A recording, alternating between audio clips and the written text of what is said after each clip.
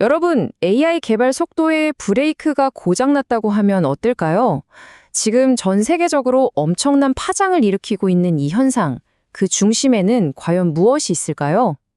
오늘 이 거대한 변화의 핵심을 한번 파헤쳐 보겠습니다. 자, 이 질문 한번 진지하게 생각해 볼 필요가 있어요. 이게 단순히 좀 빨라졌다, 이 정도 수준이 아니라 우리가 알던 시간의 개념 자체가 완전히 압축되고 있다는 뜻이거든요. 우리가 지금 마주한 변화의 규모가 바로 이 정도입니다. 이게 바로 핵심입니다. 보세요. 주요 AI 모델 개발 주기가 불과 2년 만에 1년에서 1개월 단위로 줄어들고 있어요. 이건 뭐 반도체 무어의 법칙은 그냥 옛날 얘기가 되는 거죠. 완전히 새로운 차원의 속도 법칙이 지금 막 탄생한 겁니다. 자, 그럼 첫 번째 섹션으로 들어가서 이 엄청난 속도의 진원지가 어딘지, 도대체 어떤 힘이 이걸 가능하게 하는지 한번 파헤쳐 보겠습니다. 이게 바로 지금 현실이에요. 보세요. 오픈 AI가 뭔가를 내놓잖아요. 그럼 몇 달 뒤에 바로 구글이, 그리고 또 바로 뒤이어서 엔트로픽이 더 쓴 걸 들고 나옵니다. GPT-5, 제미나이 3, 클로드 4.5. 와, 이건 진짜 숨 돌릴 틈도 없는 기술 전쟁 그 자체죠. 아니, 근데 왜 이렇게 갑자기 빨라졌을까요? 여기 네 가지 아주 강력한 엔진이 있습니다.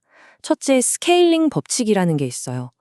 이게 뭐냐면 쉽게 말해서 AI를 더 많이, 더 크게 학습시키면 무조건 똑똑해진다는 일종의 성공 공식이 딱 만들어진 거예요. 둘째, 트랜스포머라는 엄청 효율적인 AI 설계도가 이제는 뭐 글로벌 표준이 된 거죠. 셋째, 이 모든 걸 돌릴 수 있는 GPU 컴퓨팅 파워가 말 그대로 폭발했고요. 마지막으로 오픈소스.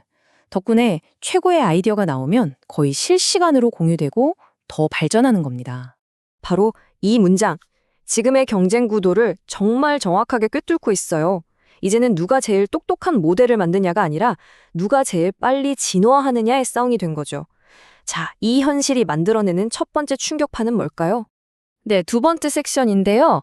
이 믿을 수 없는 속도가 가장 먼저, 그리고 가장 직접적으로 충격을 주는 곳은 바로 테크 산업 그 자체입니다. 이 속도 전쟁에서 살아남으려고 공룡 같은 거대 기업들이 자기 몸을 막 쪼개고 있어요. 대표적인 예가 바로 카카오인데요. 거대한 조직을 마치 스타트업처럼 작고 빠른 여러 스튜디오로 바꾼 거죠. 목표는 딱 하나, 저 미친 듯한 1개월 휴시 주기를 어떻게든 따라가겠다 이겁니다. 특히 B2B, 그러니까 기업용 AI 시장은 정말 전쟁터나 다름없어요. 근데 여기서 정말 재밌는 게 뭐냐면 2위 주자인 엔트로픽의 엄청난 약진이에요. 이 회사는 안전성 하나를 딱 내세워서 기업 시장을 파고들었는데 와, 보세요. 기업 지출의 40%를 차지했어요. 1위인 오픈 AI 턱 밑까지 바짝 쫓아온 거죠. 자, 그럼 세 번째 섹션으로 넘어가서 렌즈를 좀 더 넓혀볼게요. 이 기술 경쟁이 단순한 소프트웨어 싸움이 아니라 실제 세상에 거대한 인프라 투자 붐을 일으키고 있거든요. 이게 바로 새로운 골드러시예요. 근데 이게 단순히 반도체 칩 하나에 대한 얘기가 아니에요. AI를 제대로 돌리려면 강력한 GPU는 기본이고요. 데이터 센터의 전기를 대주는 전력망, 그 엄청난 열을 식혀줄 냉각 시스템, 그리고 이 모든 걸 매끄럽게 관리하는 소프트웨어까지 하나의 거대한 생태계가 통째로 움직이는 겁니다. 자, 이렇게 거시적인 그림을 보다가 아주 작은 부품 하나로 줌인해 볼까요? 바로 MLCC라는 건데요.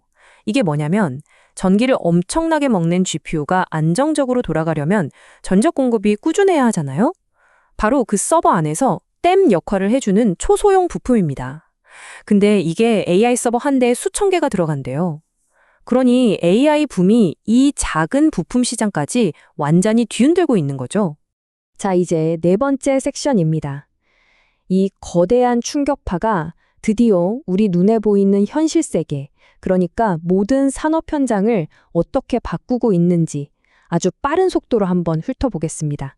공장이랑 병원, 전혀 상관없어 보이는 두 공간이죠. 근데 지금 똑같은 일이 벌어지고 있어요.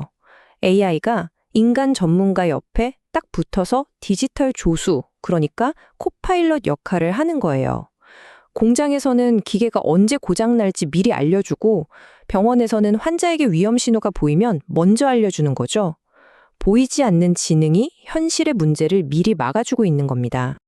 그리고 그 영역은 정말 상상을 초월해요. 통신망은 알아서 최적화되고요. 금융앱은 게임처럼 재밌어지고, 여행 계획은 AI 비서가 다 짜주고, 심지어 정부의 복잡한 IT 시스템까지 AI가 관리합니다. AI는 이제 특정 기술이 아니라 모든 산업을 떠받치는 기본 인프라가 되고 있는 겁니다. 자, 이제 마지막 섹션입니다. 분위기를 조금 바꿔서 이 모든 엄청난 변화가 장기적으로 우리 사회에 어떤 영향을 미칠지 그 깊은 의미에 대해 한번 생각해보는 시간을 갖겠습니다.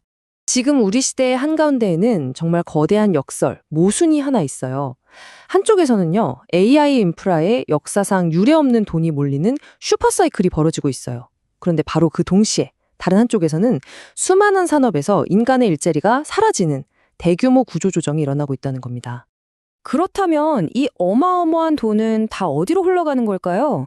그 최종 목적지는 바로 피지컬 AI입니다. 이건 이제 챗봇 같은 디지털 세상 얘기가 아니에요.